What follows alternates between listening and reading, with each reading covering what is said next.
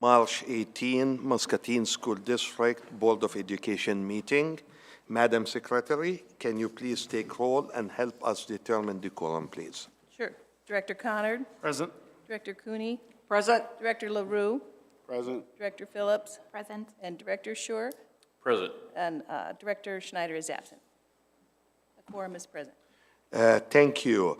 The next item on our agenda is the Pledge of Allegiance, which will be led by Ms. Tamara Bowers' class from MHS. Please stand. I pledge allegiance to the flag of the United States of America and to the republic for which it stands, one nation, under God, indivisible, with liberty and justice for all. High School Board! Thank you. What a treat. You know, starting the meeting with something like that is always good. On behalf of the school board, I would like to welcome all our visitors and media representatives here.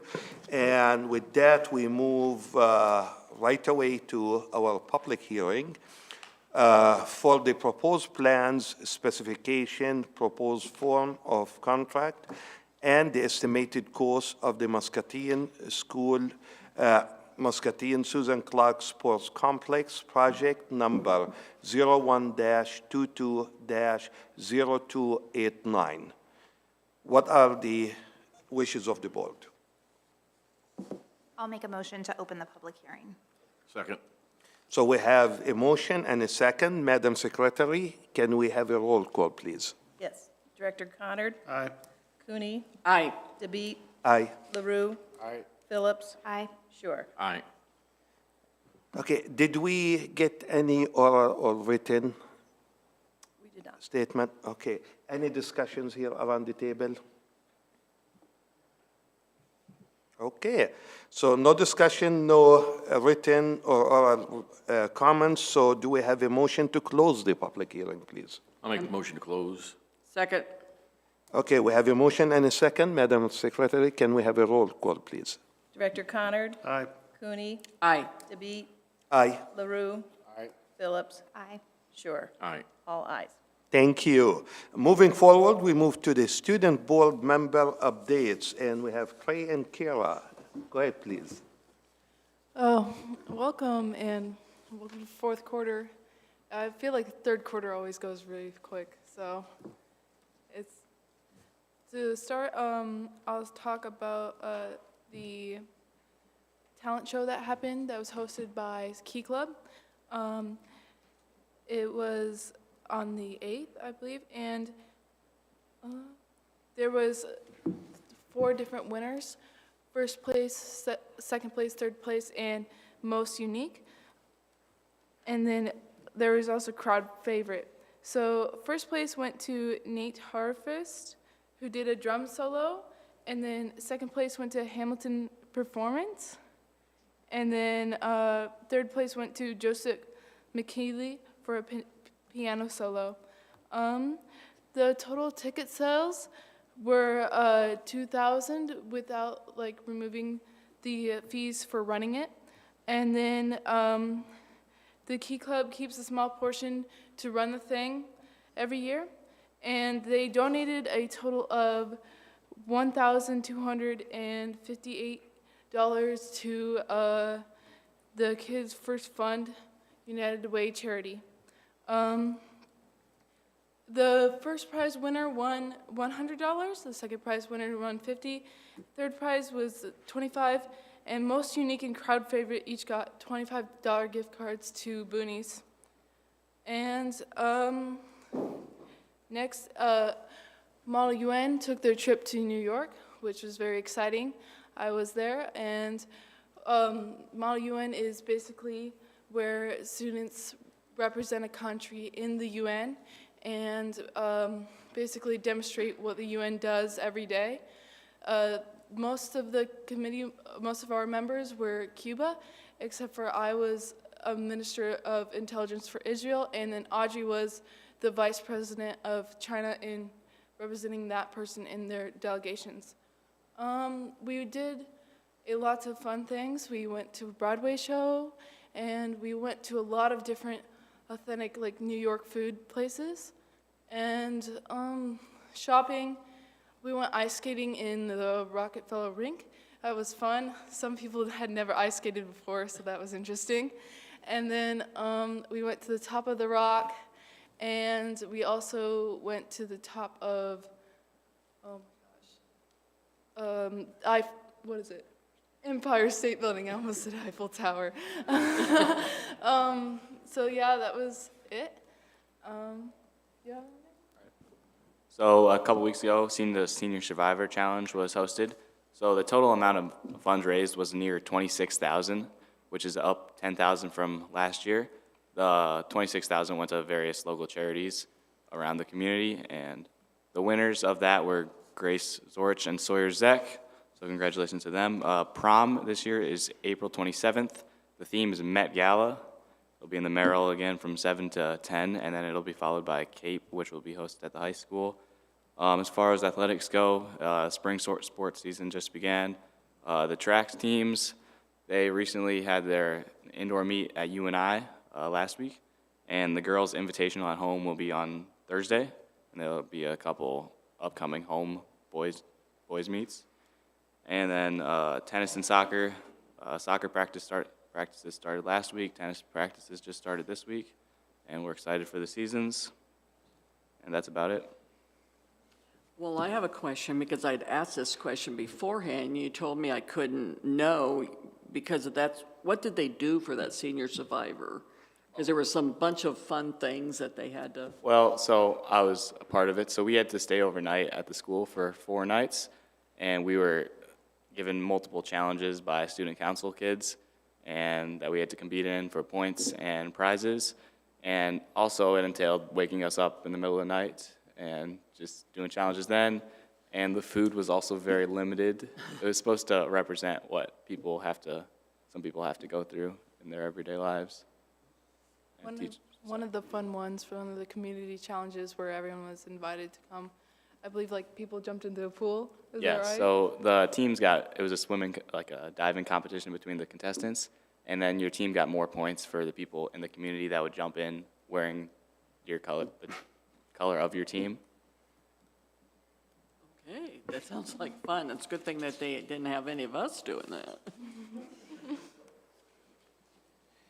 Any other question for them?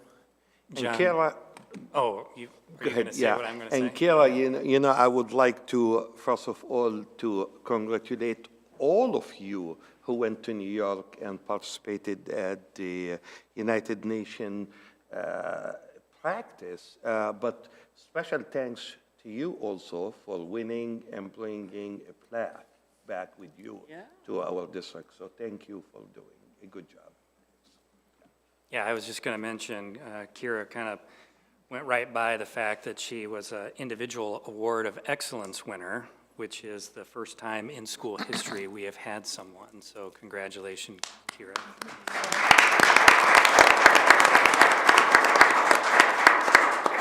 So in Model UN terms, excellence is second place, so, yeah. Well, we're still Most proud people of don't you. know that. Most people don't know that. That's great work, all of you. Thank you.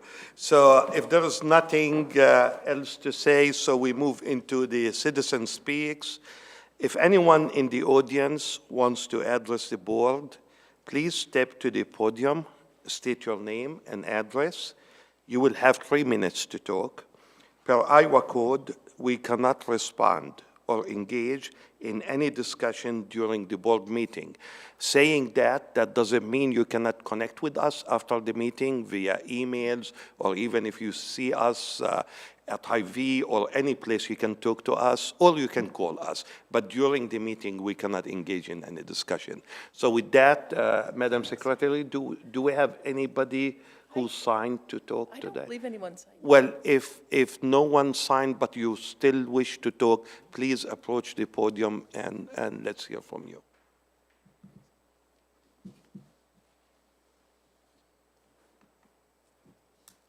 Okay, So it looks like no one wants to talk, so we move into the board targets, goals report. Item A, students will graduate prepared for post-secondary options. Item B, Muscatine schools will utilize resources effectively and equitably. And item C, students will learn in a positive and supportive environment. And under that, we have the MTSS presentation, Susan Clark Junior High. As Jen is coming up, I just, again, we've had a lot of continued conversations about MTSS, and so we've asked Jennifer to be here tonight to talk a little bit about the work that Susan Clark has been doing, because I think it's a good example of how all the pieces tie together. So she's going to talk about environment and instruction and how they're working through that whole process as a building and kind of the journey they've had as a building. So, Jennifer. Okay. Good evening. How is everybody tonight? So I just wanted to start off by saying that Susan Clark Junior High, we feel really honored to be here and to share kind of what we're doing at Susan Clark. But I would say I'm just talking on behalf of our school and our entire staff, but specifically to our building leadership team. We've spent a lot of time determining some of the things I'm going to talk about tonight, some of the processes that we are using. But I would be remiss if I didn't say that Chris Nienhaus was a big piece of this, because when we started Susan Clark 4 years ago, Chris, had a mission and a vision and brought me on with him, so I got to partner with him, and our building leadership team started this work 4 years ago. And so when I became principal, I just kind of took what we had started. And as you know, any great thing is you have to start slow to go fast. And I feel like now that I'm principal, I'm kind of a fast mover. So my team has really said, like, slow down, look at this. Chris can tell you that because, there's a lot of times where he would say, like, we have to stop and think about where our staff is. And we're in a really good place right now. But as I came to be principal and Clint talked to all of us about, we're really going to focus on environment and instruction. I sat down with the Leader in Me consultant early in the summer, and we were talking about the work we're doing at Susan Clark. And my brain went to, we're doing these things, and we have environment instruction, and we have our leadership we want our kids to do. And so in my mind, I was like, I need to draw this out on paper. So I just started drawing, and this is what we came to. Emily Duran really helped me with the vision of making this into a chart. But I, wrote out on paper, what does it look like to me? Because I was thinking, this really looks like our strategic plan. So when you look at environment instruction, these are all the things we're doing at Susan Clark, and they fall into environment instruction. But as we kind of drew this out, we're like, all these arrows, they really, intersect with each other. So this is kind of where we started in different things. And so I'm not going to go through this specifically, and I'm going to let you guys ask some questions at the end, and plus I don't want to take up everybody's time, but I just kind of wanted to show you where we started. And as we talk about what we're doing at Susan Clark, so I know that Becky has talked to you all a lot about the MTSS framework. And so I wanted to show you how we put that in action at Susan Clark. But just real briefly, how many of you know where the MTSS framework came from? Does anybody know on our board? So it came from healthcare. So when you look at universal tiers, okay, so 100% of our students receive practices, our healthcare system said, okay, if we go and get a checkup, right, once a year, that's going to help us. But like my son has type 1 diabetes, he's going to be up in that intensive tier, tier 3. So 1 to 5% of our population needs more intensive care. But if we give everybody this initial care, okay, then we can look at who needs more supplemental care or an intensive care. So that's kind of where it came from. This is what it looks like, and I know that last visual I showed you is what Becky has shown you. This is kind of what we've looked at at Susan Clark. And again, I'll go back to a few years ago, sitting in Chris's office, we sat down and said, what are we doing? What is everybody receiving? And we started, writing those things down, our universal practices. And then we went back to what are we doing as a district with our admin team? So the work Clint brought to us, and we sat down and said, what are the most important things our kids need? What are those core practices that give us impactful results, effective outcomes, student outcomes, those things we're looking for? So we just started, and I will tell you this is all a work in progress. Okay, this isn't a final copy, so I want you to understand this is a work in progress, but as we sat down, we said, what are we doing for every student? Right? When a student walks in our doors at Susan Clark, what are we doing for those students? So you can kind of see under the universal practices here, Muskie core practices. So we have been focusing on Muskie core practices. We've asked our teachers to have their goals aligned with environment instruction using the 8 Muskie core practices that we've identified as a school district that we want to see in every single classroom and that every single student receives. And so you can kind of look through there. And at Susan Clark, we do have a dedicated leadership time. So that is where our social emotional learning and curriculum comes into play. We have that 30 minutes a day where we really work on building relationships with our kids, okay? And so then you can kind of see as we move up these supports. But it's important to note, too, that you might be getting these universal practices as a student, but then all of a sudden you need a little bit more targeted support. So you move up into something in the tier 2, but you don't necessarily need to stay there. So you can bounce in and out of these tiers. It's the same thing with like type 1 diabetes. You're going to be in tier 3 unless they come up with a cure. Right? But type 2 diabetes, you might be able to bounce out of that with your lifestyle and different things. So you might go to a different tier. That's how we look at it too with our students. Just because they're getting, maybe they get on a behavior agreement or a tardy contract because they're being tardy to class, doesn't mean they stay there. And we offer supports there, and then they can drop back out of that tier 2. Same with tier 3. So, just briefly, and I'm definitely not going to read this slide to you, but I just wanted you to show, this is our Looker Studio that we use to look at the data. So we use data to determine how do students fall into these tiers? What supports do students need? So everything we do falls into that data. And our goals go right around that environment instruction goal. So this, you'll see at the top, is our instruction goal. It's very simple.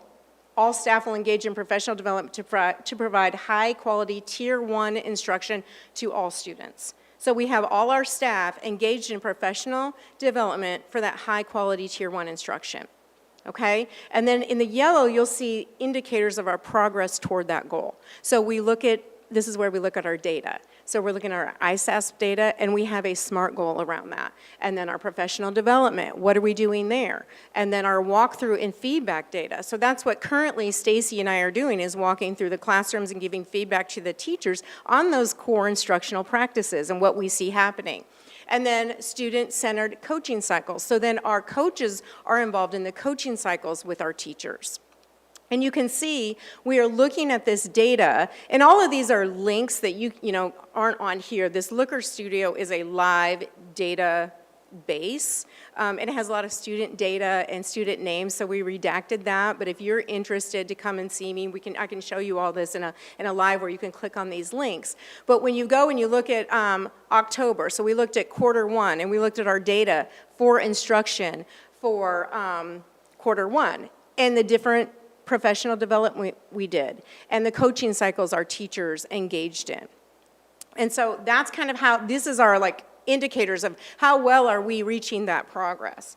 And then I'll show you the environment one. It's a simple goal again. All stakeholders at SCGH will feel safe, respected, connected, and celebrated. Well, how do you measure that, right? How do you measure your environment? So then we have our progress indicators there of attendance, our stakeholder feedback, so those are, our surveys that we're doing, our behavior of expectations, and our social emotional learning. So these are other areas where we're looking at the things that we've been talking about, and I know that as a board, we've, the last couple of times I've been here, we've been talking about behavior, right? So when our students are engaging in, things that they need, some redirection or support, and they have behavior log entries, we keep track of all of these log entries. So if you'll just kind of look at behavior and expectations there, Q1, we had 353 log entries. So that means 353 times students had an entry in our system that said, they had some sort of behavior that didn't fall into place with our expectations. And then you can go and you can look to see, like, okay, what are we doing about that? How are we responding to that?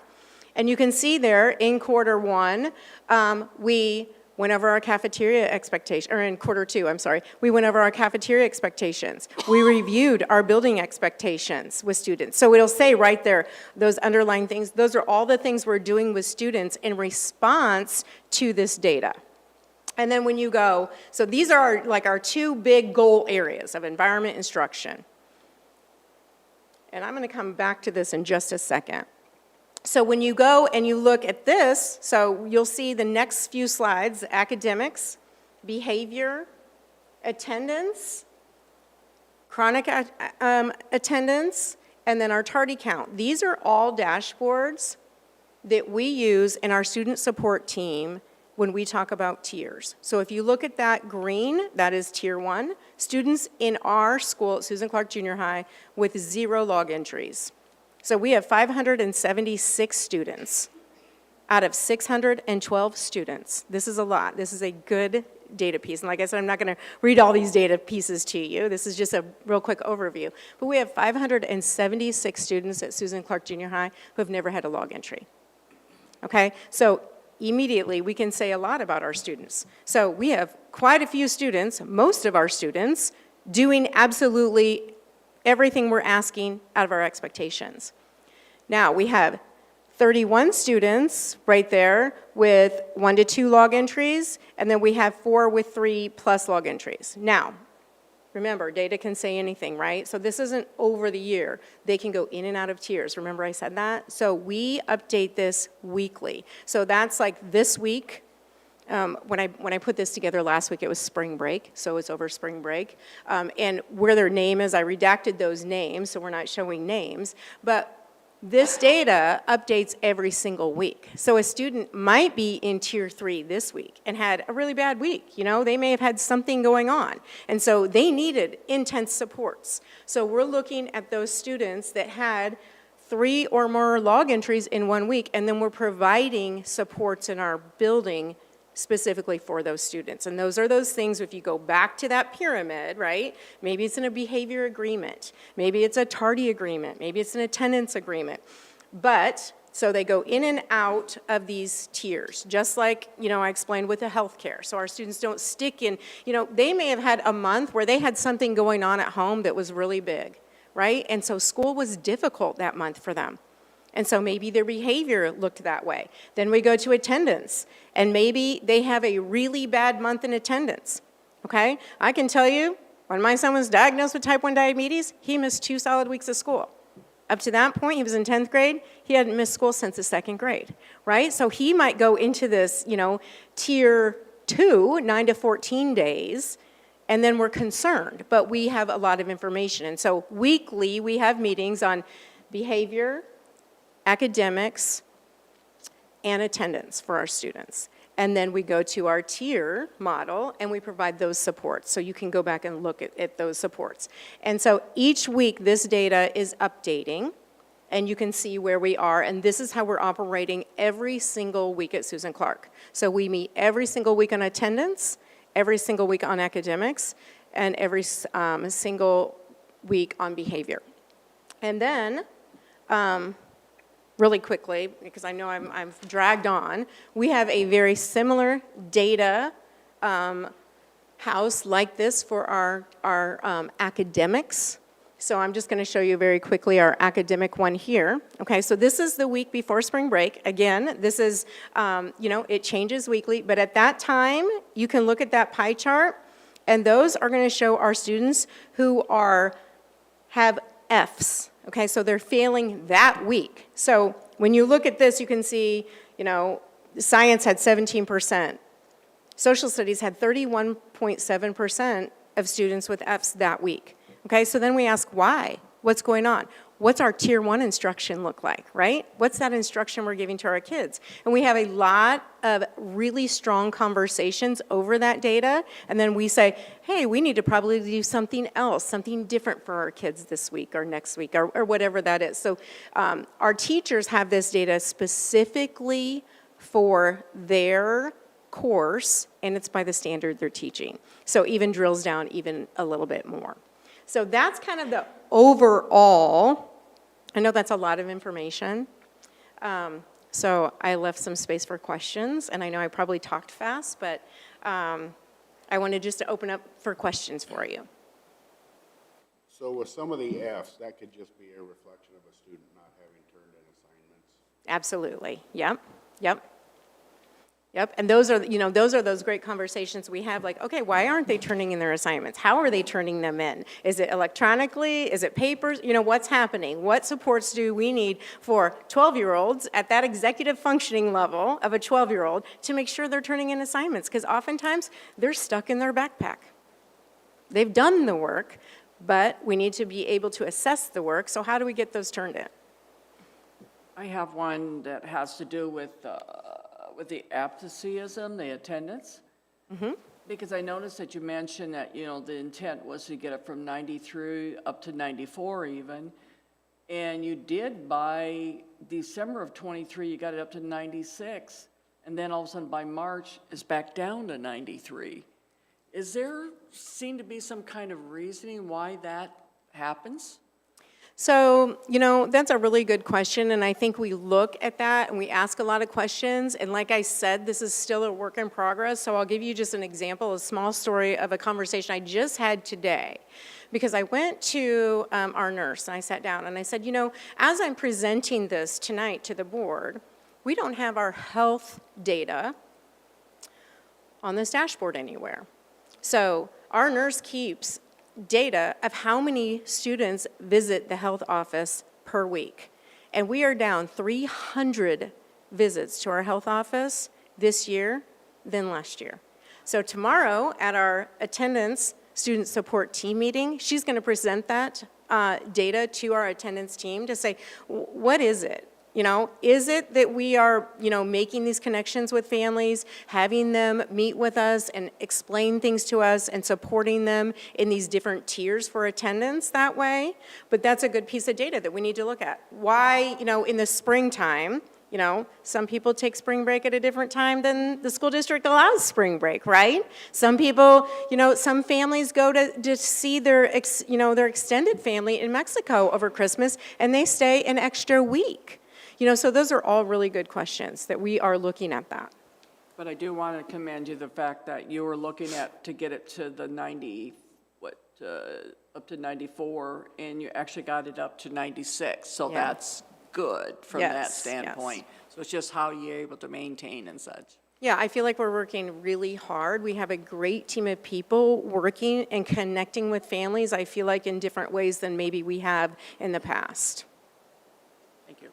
On your, the environment one where it talks about the log entries and you look Q1 to Q3, those are like cumulative, right? Yes. Okay. Yes. So it's and you good know news. what? I don't want- actually, in my mind today, was like, wait, how do we get so, and Yeah. yes, they are Okay, cumulative. So they've gone down each quarter for your log entries, so that's good.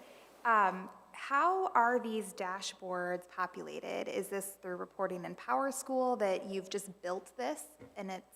Yes, so it is reporting through PowerSchool. And Emily's here tonight, and I'll just have to tell you that she kind of brought this to us, this Looker Studio. So Looker Studio is part of the Google Suite that, we use here, in Muscatine Community School District. And, she found this and kind of learned about it and said, brought it to us and said, hey, we should look at using this. So these are the data pieces that we've been using, and using Looker Studio, she was able to kind of help present it, and working also too with David Svensson and Scott Comstock to help us get that information in this way, because we really like the presentation of it too. It's really easy to view and to make decisions around and understand.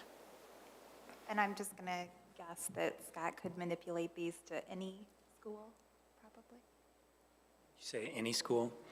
Yeah, so, again, I think Emily did a great job of kind of getting this started, and then as we've seen the pieces, and again, as you think about MTSS and those weekly or every other weekly meetings, right, there's a lot of information, and so they really kind of custom built this data dashboard, if you will, for them, and then shared that with us, and so since then, that's where David and Scott have really helped build it out, because elementary, the data they're going to look at is going to be slightly different, right? High school might be slightly different. So now they all have access to that and have started using that.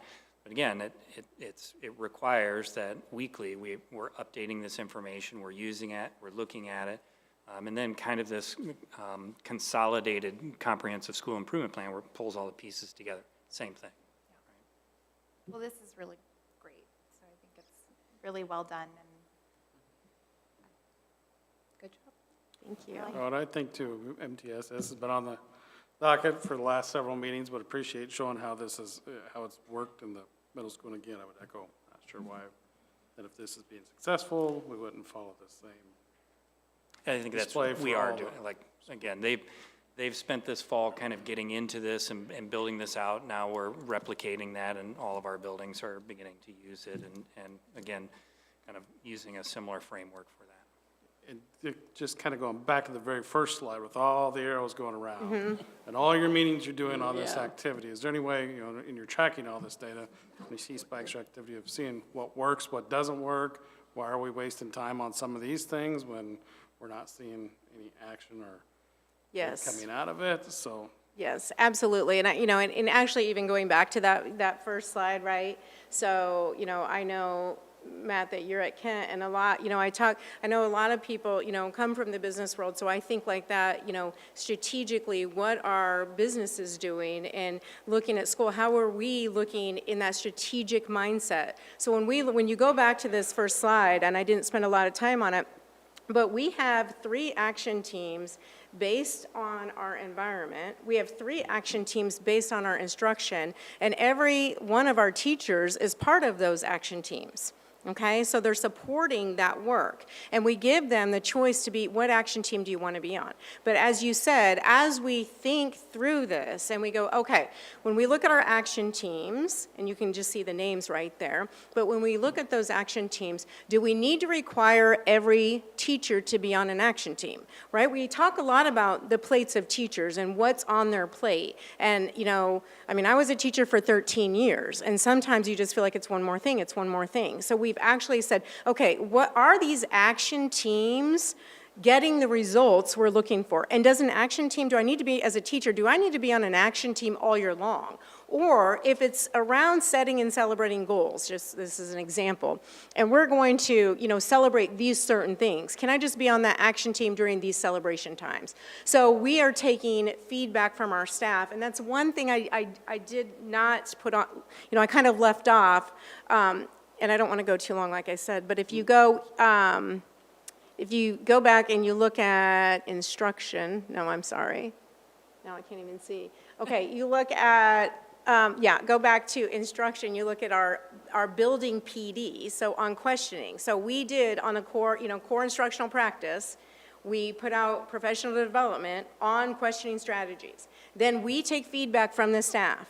And we say, what do you need help on? How did this relate to your teaching? Because we know that we need to design our professional development based on what teachers' needs are. They give us feedback. Then our instructional coaches go to those teachers who say, I need more information, I need help. And then you can go back and look at our coaching cycles. And you can go and you can look, okay, October 1, we did relationships, we did questioning on quarter 2 in December. How many teachers reached out and said, we need a coaching cycle on questioning? It says 0 right there, okay? So we design our coaching cycles around what our teachers need. We design our PD around what our teachers ask for from those 8 core practices. So we're taking that feedback and saying, what do we need and what do we need to change based on those needs? And then on the student data. And one last question too. On the intensive, you make to the red triangle. I'm assuming those students are probably on an IEP at that point. Say that again, I'm sorry, Matt. When you get to the 1 to 5%, the top of the red triangle. Yep. I assume that tier 3 assuming students are probably on an IEP at that point. Yeah, and when you look at it, when it says individualized interventions, under the bullet points there, it's IEPs, 504s. The other thing, like those individual healthcare needs, right? So you might be on a 504, just like my son was for type 1 diabetes, right? It wasn't about academics, but we Right. know health needs, you know? So those are those tier 3 interventions. And now we also know too that you don't always have to be on an IEP, right? You might meet your goals and you're not on IEP any longer, or 504, or whatever that might be. Great work, thank you. Okay. I just want to say a little bit more about, because one of the things I always try to emphasize is how the teachers sometimes have felt that they not being heard or communicative. And what you just showed me there, hopefully that is something that's helping them because of the fact that you're listening to what they're saying and there's that feedback with it. Please continue with that. I appreciate that. Thank you. Well, when you look at our environment goal and our instruction goal, okay, and you just look at those words that we put on there, they're simple, because when you take a look as a teacher and you're, engaging in your, if I'm teaching social studies, I have my goals for my social studies classes, I have all these standards, right?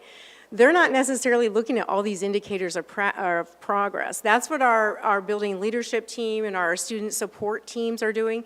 We want them to know all staff will engage in professional development to provide high-quality tier instruction to all students. And then we can have conversations as a building leadership team to say, are all our students getting high-quality tier 1 instruction? When we look at our data, and if we have a percentage of students not there, we're going, okay, we need to first look at our tier 1 instruction. Is it high quality? Is it impactful? Are there engaging strategies that are research-based and that we know work? So, it's, like I said, it's a work in progress, but, and your feelings and your hopes aren't strategies, right? But they're important, and they're important to drive your work. So our hope and our feeling is, our hope is that it is working, and our data is showing that it is, and then our feeling is that we are doing the right work. Thank you. So. I had a question about the PD. So I think it was last month we got to see, database of all of the tools that the CBAs are using. So is that where you're getting this PD? Or if you're creating your own based on your building needs, does it then go into that hub to be available to others to use as well? Or where do you get the material? Yeah, so all of our staff have access to this dashboard. So this data dashboard, all of our staff have, and we ask them to use it and look at it. And so every one of these, is a live link, so questioning physical environment. So we sit down as a building leadership team. It's typically the admin and the ICs and our CBA coach. We sit down and go, okay, our intention this year was, we are going to make sure that we do professional development on our 8 core Muskie practices. And, in the beginning of the year, we, asked teachers to even rate themselves on the 8 Muskie core practices. Where's my number 1 practice? Where's my number 8 practice? And so we took that data and we designed, okay, you know what, number 1, people need help on assessment. People need help on this, whatever it might be, and designed it around that. So what we take is a lot of research, and we design pretty much ourselves. We use, some feedback from Kurt Slater. We all, do some research and bring things that we've used before, research-based strategies, and oftentimes too, what we found is teachers really have some of the best examples, and so we ask teachers to help provide the professional development for the other teachers in the building. And so we do, just really quickly, we do learning rounds, and we started this 3 years ago, Chris. We did instructional rounds with our teachers, and so they go visit each other's classroom every month to see what's happening, because as a teacher, you can be in your silo, especially if I teach ag, and I'm the only ag teacher, I'm not seeing what everybody else is doing. So we provide time for teachers to go and visit other classrooms, and we made it more intentional this year, where they're going into classrooms to see, like, if I'm struggling with student engagement or relationships, I'm going to go to a teacher who says they're really high in relationships and student engagement to see those things. Well, Jen, thank you for sharing this wonderful and amazing information, and please convey our thanks to your staff and your teachers and so on. This is a great work, and we Thank love you. to continue to see that all the time. And if, by any chance, we as a board can help in that process in any way, please let us know also. Thank you. Okay, That- thank thanks. you. We have a great staff that's worked really hard on this, so I just feel lucky to be part of that staff, so thank you. Thank you.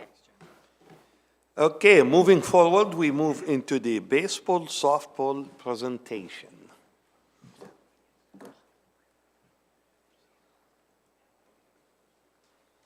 Okay, well, I figured I'd start just with a brief rundown of all the projects, just to keep you guys all up to date. So, wrestling room is 100% finished, and we have permanent occupancy there. So that one's off the table, which is good to check one off. The kitchen and the 3 controlled entrances at Madison, Grant, and Susan Clark now are up and running. We still have a few odds and ends just to go through and fix there, but they're open for business at all 3 places. So we're happy that we're using all those areas. They're really nice areas. If you haven't been to them, feel free to stop by anytime and check them out, but those are going well.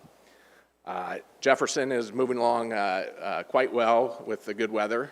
Luckily here we caught back up. We were a little bit behind. We had some issues that arose through digging around back there in that old dirt. So, but we got those under control now, and if you have drove by there, you can kind of see they've attached the building to Central. You can kind of see some classrooms forming. So that project's still looking like it's going to be scheduled to be completed in mid to late November, like we talked about earlier. Central demolition. So right now, the contractors are really working hard on the interior, working on electrical, plumbing, water, and figuring out how to get those cut off appropriately to be able to tear the building down. So that's going to go on for probably another week or 2. So we're looking at hopefully the first week of April, we could start seeing some actual demolition of the classroom portion there. So, and I know Daphne's really excited to watch this. So. It'll be interesting to see that come down and how they shore up everything, keeping the gym, auditorium, and the classrooms that we're keeping. So we're excited for that. And baseball, softball. Let's go with that. So a couple things. I'll go through kind of where we're at with that. But then at the end of this, we have a little bit of a special announcement that we would like to make. With baseball and softball that we'll go through. So baseball is, again, the weather over the last couple weeks has really helped us get on track with these. So baseball, the turf is almost completely 100% finished. So they have a few real little things to do there. The fencing's almost done as well. They started pouring concrete last week, so the concourse behind the bleachers, sidewalks, all of those things should be taking shape this week.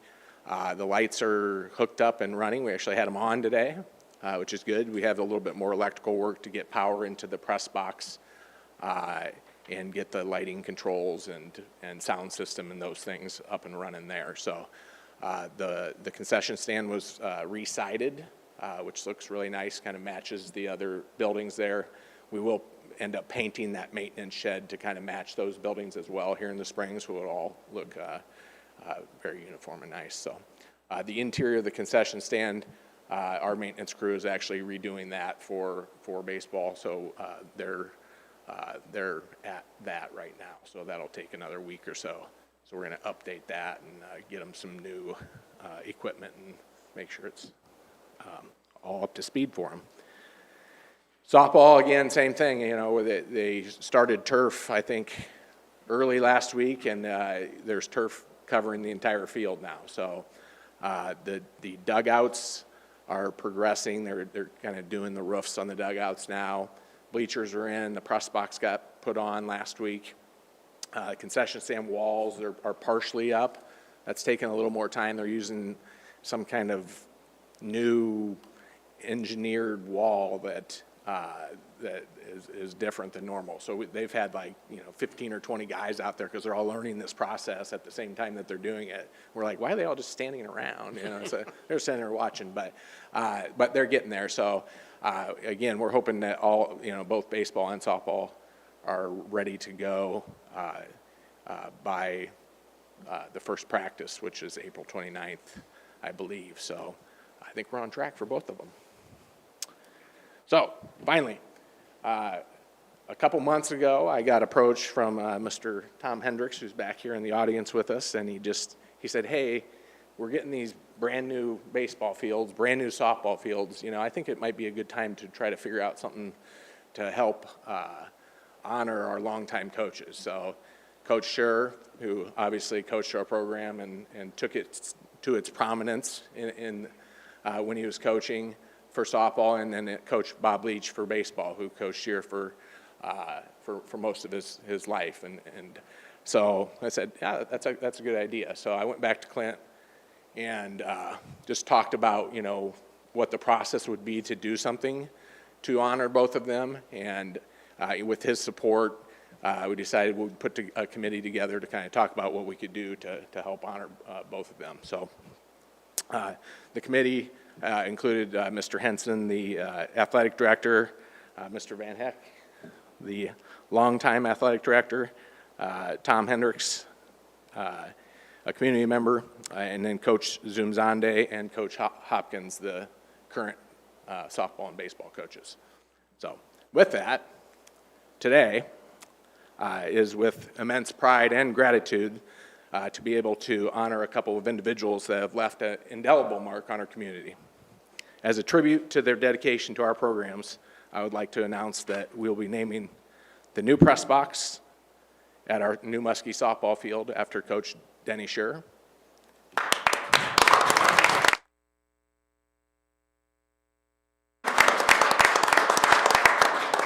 And the new press box at Tom Bruner Field after our longtime coach, Bob Leach.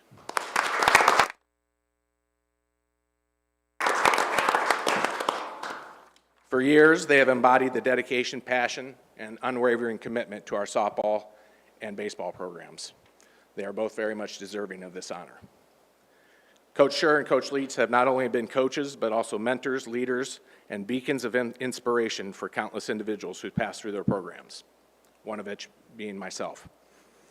Although I was obviously not coached by Coach Scher, I can tell you he's a great coach, and I have the utmost respect for him.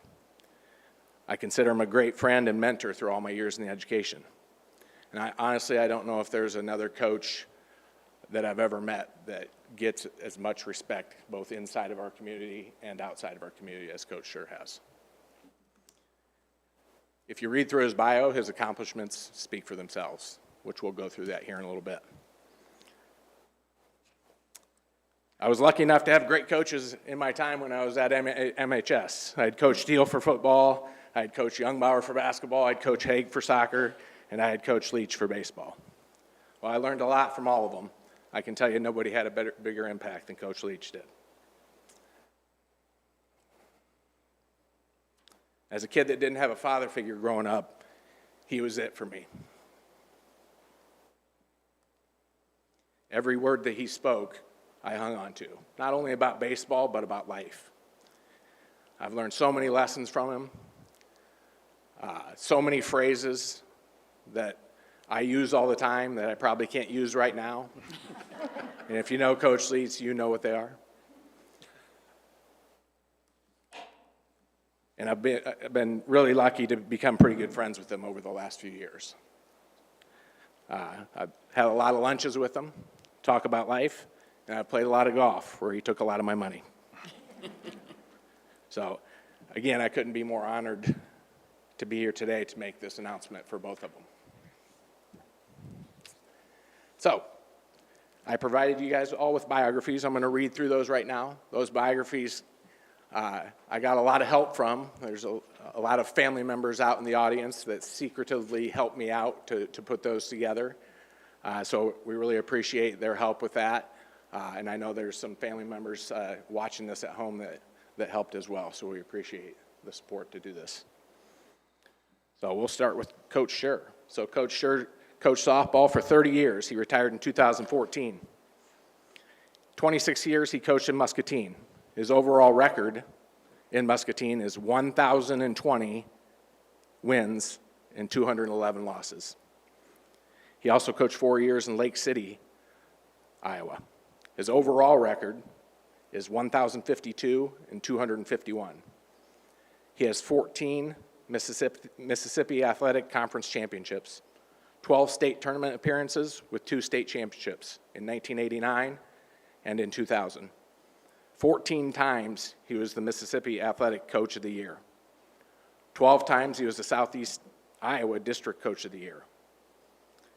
He was a committee member of the Iowa Girls Coaches Association Softball Board from 2004 to 2014, and he was a committee member for the Iowa Girls High School Softball Association Softball Advisory Board from 1998 to 2003. In 1996 and in 2013, he was honored as the Iowa Girls Coaches Association All-Star Coach. In 2003, he was inducted into the Iowa Girls Coaching Association Softball Hall of Fame. 2005, he got the Character Council Coach of the Year award. In 2006, he was the finalist for the National Softball Coach of the Year, and in 2011, he was selected as the National Softball Coach of the Year. In 2015, the Iowa Girls High School Softball Association honored him with the Golden Plaque of Distinction Award. In 2022, he was inducted into the Muscatine High School Softball Hall of Fame. Coach Scher coached 67 collegiate softball players and 23 first-team All-State players. That's quite a career.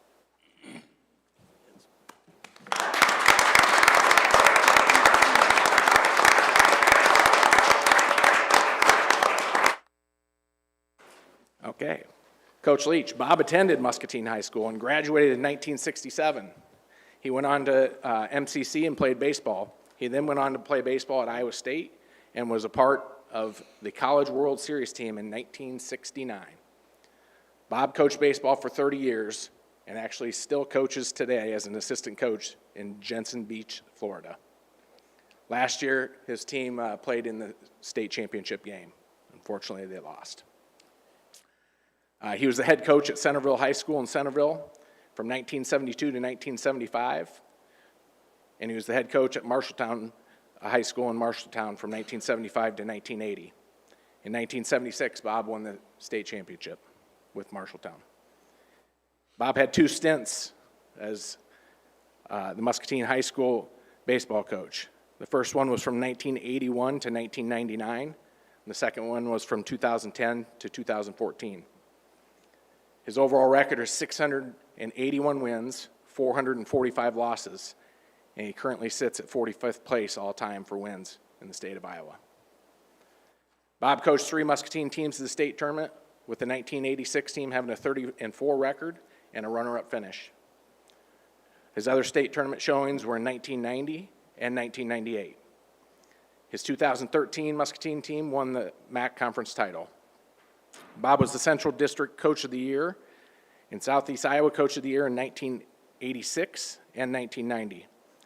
In 2003, he was inducted to the Iowa Baseball Coaches Hall of Fame, and in 2022 into the Muscatine High School Baseball Hall of Fame. Bob coached 26 All-State players and twice was head coach of the Large Schools East Iowa High School Baseball Coaches All-Star Series. He also coached 3 players that went on to play in the Major League Baseball farm system. Quite a career.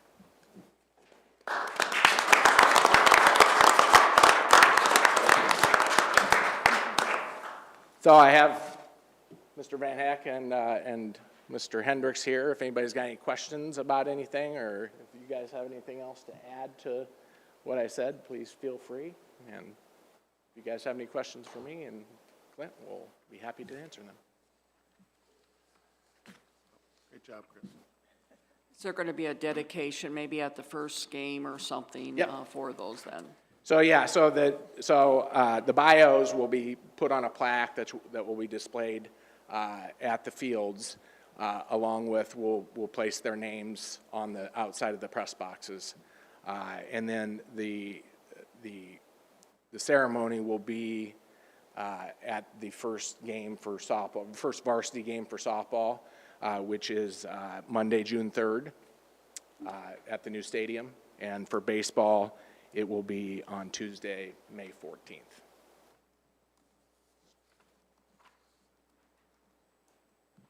Well, if you haven't seen any of the pictures that have been going up on social media, these are two first-class facilities that we're certainly very proud of, and certainly very proud of these programs. And these two individuals, really set the bar. And so to dedicate those press boxes to them is a great thing, and something to be very proud of too. So congratulations to both of you. And I will add the same thing, I feel, we are lucky as a board also to have Danny with us, sitting around the table here. So, it's, I think sometimes recognizing those people who did a wonderful work for our district is something that needs to be part of our tradition. So thank you, Danny, for everything that you did throughout all the years, and also for Bob Leach. It's just like great stories to hear about these two great people. So thank you for bringing up this to our attention and to the board.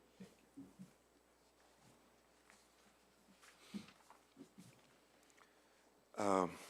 So moving forward, we go back to our superintendent, Mr. Christopher, for some updates, please. Well, my updates are not going to be as exciting as the last two presentations, and I will be brief in them as well. I really just wanted to give an opportunity to update, a legislative update. And last week, with our district being on spring break, our legislators were kind of on spring break as well.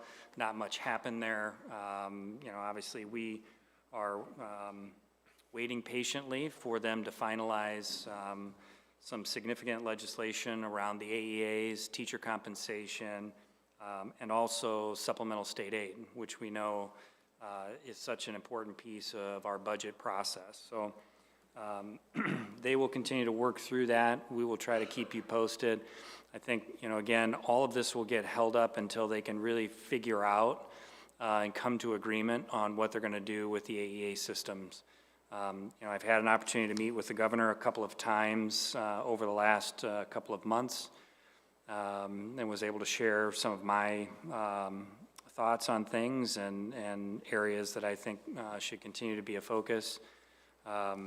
Again, the House passed a very different version of what the governor proposed, and the Senate essentially took the House version, amended it, took all the language of the House out of it, and then really hasn't put anything back in there yet. So I know behind the scenes there's a lot of conversations going on, and as they, again, try to figure out what they can all agree to. But of course, tied into all of that will be our SSA process, as well as the teacher compensation. Again, various versions. The Senate has a different number than the House. The governor's got a number. Teacher compensation looks different between all three of them as well. And really the important piece of that, and Tom did a great job at our last session kind of working through that budget process. And as you know, this is the first time that for this year, under some new procedures for updating the public on where the levy will be set for the district and where our budget will be. So we are required to submit where we assume our levy will be at by March 15th. Now typically, I believe it's 30 days after the governor presents, they have to set SSA, and they didn't do that this year. Most years that's not a big deal. This year, because that's not done and we have to submit by March 15th, and then They will mail out to all taxpayers a statement from the school district, the city, and the county. And that will say what we anticipate the tax rates to be and the impact for them. But because we don't have SSA, which is a different structure than what the county and the cities are functioning under, we have to set it at the kind of the maximum levy level, because we can't ever ask for more. We can only ask for less and back it down. So as that goes out to our taxpayers here this week, what they're going to see is a number that we know is going to be higher than what it'll be in reality. We think between the governor, the House, and the Senate, it's going to be between 2.5% and 3%, but we don't know. And because we don't know, this is the process that we have to go through. So I talked about this in community conversations. We spent some time on this. It does have a significant impact. It is something that even when the governor was here, that I talked to her about that, and she acknowledged, she knows that this is important. But again, at the same time, there's a lot of other things working behind the scenes as we work through that process. So we will continue to move forward in the process that we have, knowing that districts across the state right now are in a holding pattern until some of this can get resolved. Now, again, some of this could change really quickly. They could meet tonight, and there could be a decision, and we have an answer tomorrow, and we're moving forward. And sometimes it's not until the very end of the session. So the sooner they can get that identified, then we can start working through that process. And I can tell you, you know, when you take the teacher compensation piece, which again, there are 3 different versions that are kind of floating out there between the House, the Senate, and the governor, they all have different impacts on how we structure them and what happens to our staff. And the House bill also has some money for paraprofessionals, right? So we have to figure all of that out, and that's going to take some time. So again, as we talk to legislators, just encourage them, the sooner you know, they can work through these processes, the better, and we'll keep you informed as we move forward. So with that, any questions for me?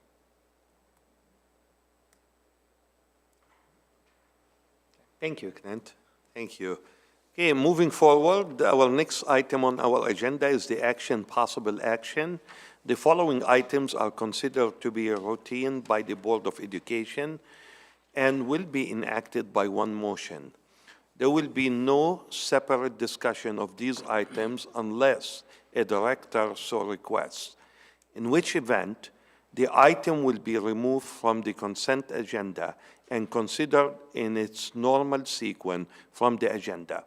The items are 1, minutes, 2, employment recommendations, 3, bills and claims, 4, special education contracts, 5, policies, the 3rd reading, 6, shared personal Latinx outreach agreement, 7, Iowa Natural Gas Program agreement, and the last item, number 8, agreement with UNI.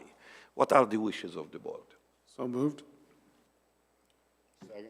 So we have a motion and a second. Any discussion? Those of you who are in favor of approving the consent agenda, please signify by saying aye. Aye. Oppose? Okay, motion carried. So that takes us to item J. Item J is to approve the major student field trip to Jianding, China, April 14 to 23, 2024. What are the wishes of the board? I'll make a motion to approve the student field trip to China, April 14th through the 23rd. Second. Okay, we have a motion and a second. Any discussion?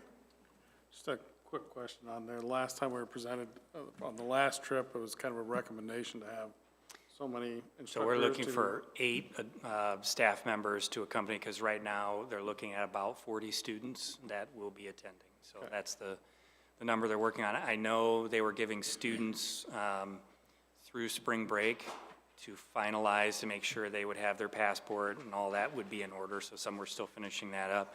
Obviously, that final number would dictate exactly how many, but that ratio of 5 to 1 is what we're working with. Okay. and Ryan Castle will be attending this particular trip. And again, I think it's important to point out too, this is zero cost to these students. and their Correct. families. Correct. And did you have a good response on there was a survey that went out for chaperones? I what those have a numbers look like? follow-up with Ryan on that. I know they're working through finalizing that list as well. And I'm not sure exactly how many people we had finalized that yet, but I will keep you posted on that. Any other questions?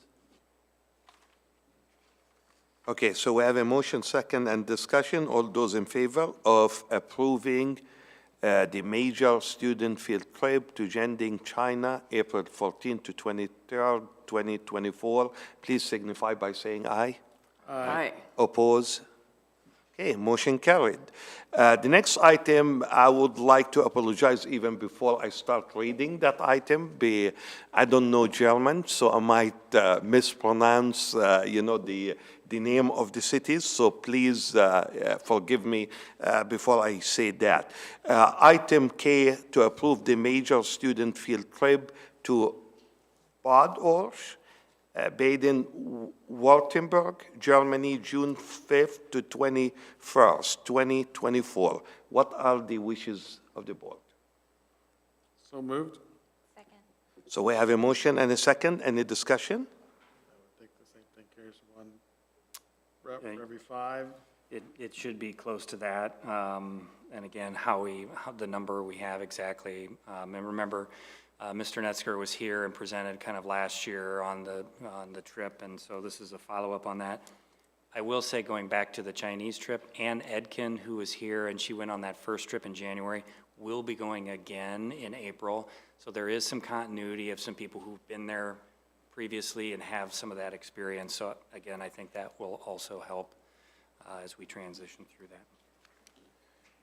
A question I have, this trip to Germany, though, it does look like there is a GAP program that's helping with it. But if I've got this correctly, it says then also some financial aid through Stanley Center. So is all of it paid for, or are we They talking are about doing some Germany? fundraising. They're, Yeah, the Stanley Center for Peace is helping with that as well. Any more discussion?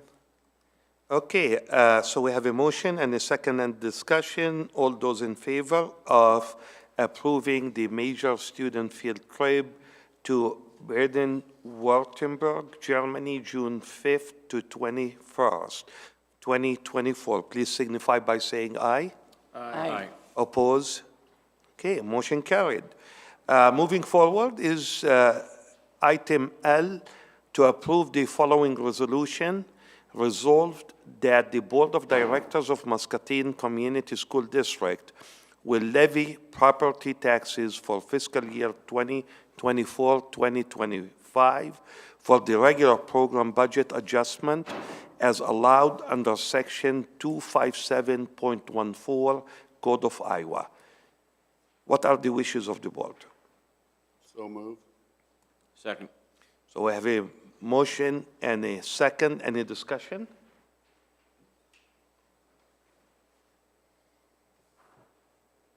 Okay, so no discussion. So all those in favor of approving the following resolution, resolved that the Board of Directors of Muscatine Community School District will levy property taxes for fiscal year 2024-2025 for the regular program budget adjustment as allowed under Section 257.14 Code of Iowa. Please signify by saying aye. Aye. Oppose? Okay, motion carried. Thank you. Next item is to approve the lease agreement between Muscatine Community School District and the Mississippi Bend AEA for a portion of the building, adequate parking, and use of the common area at 1422 Hauser Street, Muscatine, Iowa. What are the wishes of the board? So moved. So we have a motion and a second. Any discussion?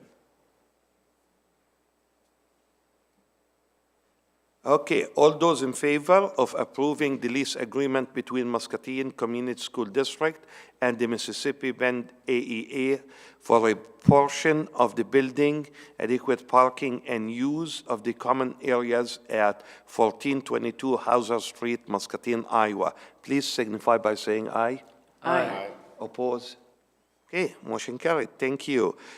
Next item is to approve contracts for the Susan Clark Sports Complex Project number 01-22-0289 for $6,551,662, and any change orders over $25,000 to be approved by the board. What are the wishes of the board? I'll make a motion to approve the contracts for the Susan Clark Sports Complex. Second? So we have a motion and a second. Any discussion? Getting everything you want, Chris? Chris is getting ready. The architects and construction company did a great job of getting it to a point that was affordable within the budget, but gives us everything that's needed for Susan Clark. So this will eliminate the travel to other buildings down to Central Jefferson to play games, to practice. It provides locker rooms to be able to just change clothes, change in the uniforms. And it also gives about a little over 2,000 square foot dedicated wrestling room. So it's going to be a great thing for our students. It looked like it got all the alternative bids into, bids 1 through 4. Correct, yeah. So there's going to be there'll be three primary practice courts and then one competition court. And so there'll be drop-down screens between the practice courts, so you can have 3 practices going on at once. You can pull one up and have there's pull-out bleachers in the walls, so we can play games there. So we can have both games on site at the same time in our building, and so it's going to be really nice. Well, what are the sizes of the locker rooms? They were like I want to say 8 to. 1,200 square feet. They're bigger than ones we have now. Yeah. There's I believe there's 96 lockers in each one. Yeah. I don't know. Did the code require to have showers in those? No showers. Chris, do you just want to mention, like the number of girls and boys, basketball, volleyball? I mean, the number of kids we have participating has really grown. It's pretty extraordinary. Yeah, I would be able to give you exact numbers if I was still the principal there, but I'm not. But when I started there, 6 or 7 years ago, one of the things we emphasized was to get the students involved. We had about 60 to 70% of our kids doing one thing. And I know it's grown this year as well, but last year we were over 85% of our students did at least one thing, and over 65% of our students did multiple, whether they're band, chorus, orchestra. So, generally speaking, volleyball is well over 100 participants. Track is close to 150. Wrestling has been growing. I don't know what they had this year, but when I started, they had 12 kids. Last year, they had 31. Basketball, girls basketball is somewhere between 70 to 80. Boys basketball is more than that. So again, we all know if we can get kids attached to our building through our athletic and activities programs, they're going to have a better shot of being successful in the classroom. So I know we had girls with the volleyball going over to McKinley. Yeah. Now this will alleviate that problem. Yeah, it depends. Volleyball is a huge sport too. I think we had 120, 140. We may have to use McKinley. We'll have, if we have small gym, 2 in the large gym, 3, we'll have 6 playable courts. If we need McKinley 7, at least it's right across the street. But again, the other thing is this eliminates, we had so many kids go out and we had so few gyms to use. We were talking about going back to the old days when we had to have practices in the mornings. Well, those were from 6 to 7 in the morning. What happens is it drives kids away from participating in those things. And so this will ensure that we have adequate facilities to have practices after school and encourage our kids in great facilities, all on site, that it's just going to encourage, more students with the addition to with the fitness center.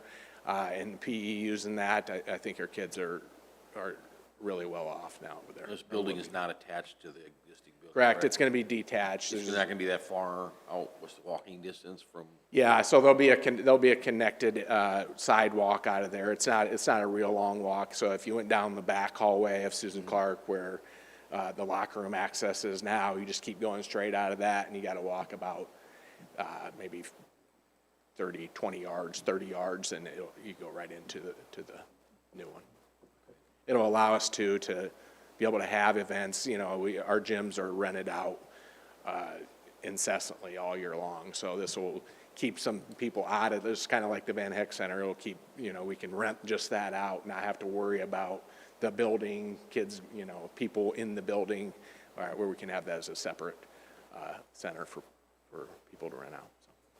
I see this also as a help even for attendance and some of the other things, you know, keeping kids in school, having such wonderful opportunity to do the sports.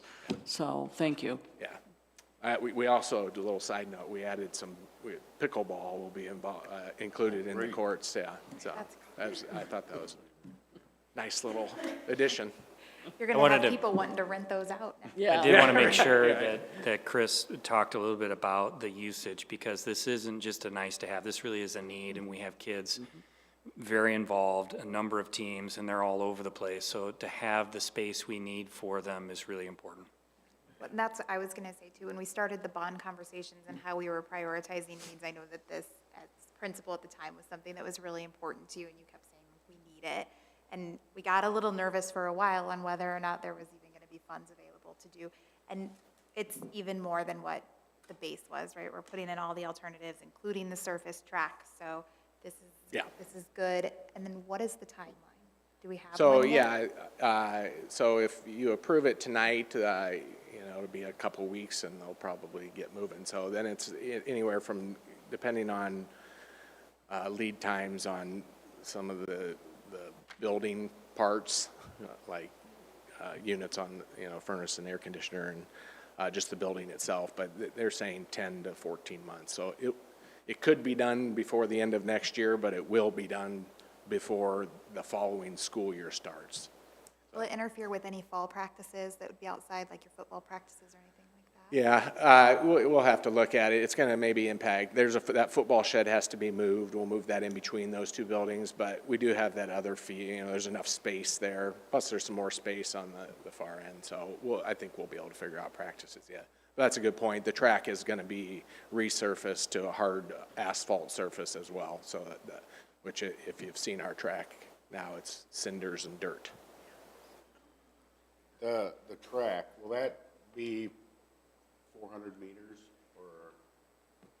No, yeah, it's not going to be 400 meters. We'll have to mark it off at 400 for them, but the impact that it has on the field and both fields, and the increased size made it a little bit probably too far out of reach, but we certainly want to give them a nice surface to run on, so the distance we can still figure out. You know, I know there's some challenges with track and, you know, relays and things like that, but I think we can work it out with them. And then will there be areas for field events in that other than just grass or? Yeah, so our maintenance crew will generally do those. So like we had to move the current field events for the high school program from that bottom field out to the front field. So we actually have some experience. So we built some pads, got a new discus net up, got everything. We'll get it all marked off. So we'll be able to get that installed probably on the north end of that field there for them. Yep. Now, this is going to be mainly for practices, correct? We'll still use the high school for the competition? Correct, yeah, for practice. But they do need practice Right. areas for field events. That's a good point, yeah. And again, good relationship with Russell Construction, doing a great job helping manage our activities. and Yep, they're special doing a great projects. job. Yep, they're very easy to work with, so. Any more questions? Okay, thank you, Chris, for the information. All those in favor of approving contracts for the Susan Clark Sports Complex, project number 01-22-0289 for $6,551,662, and any change orders over $25,000 to be approved by the board, please signify by saying aye. Aye. Oppose? Okay, motion carried. Thank you. So we move to our discussion and information section of our agenda, and the first item is the February financials. So this afternoon, we posted the February financials there on your agenda. February is reconciled there, and your treasurer's report and comparison to the same time period last year is presented. I'll just point out on the revenue or the expenditures, so we are about 3/4 of the way through our fiscal year, but probably about halfway through our expenditures, because if you remember, most of our salary and benefits are paid in the months of July and August, so we should be around 50% or more of expenditures, which that's where we're at with both revenues and expenditures. So, and then I'll just point out that next Monday is that first public hearing number 1 at 5 o'clock here. So we just need a majority of the board here. There's no action items. We'll have the public hearing. We'll listen to any public comment if there is any, and then the public hearing will close, and that'll be our requirements for public hearing number 1. So that's all I got. Thank you. Any question for Tom? Thank you. Okay, thank you, Tom. So moving to the second item under discussion and information, which is the announcements, meetings, and events. March 25th, special board meeting, public hearing here at District Office, 2900 Mulberry Avenue at 5 p.m. March 26th, annual meeting, Muscatine Chamber of Commerce at 5 p.m. March 28th, SAAC meeting here at the District Office, 2900 Mulberry Avenue at 4:30 p.m. March 29, Good Friday, no school. April 1st, non-contract day, no school. April 8th, community conversations here at District Office, 2900 Mulberry Avenue at 5:30. And finally, April 8th, regular board meeting at the District Office, 2900 Mulberry Avenue at 6:15. Any other announcement? Okay, do I have a motion to adjourn, please? I make a motion to adjourn. Second? So we have a motion and second. Those of you who are in favor, please signify by saying aye. Aye. Opposed?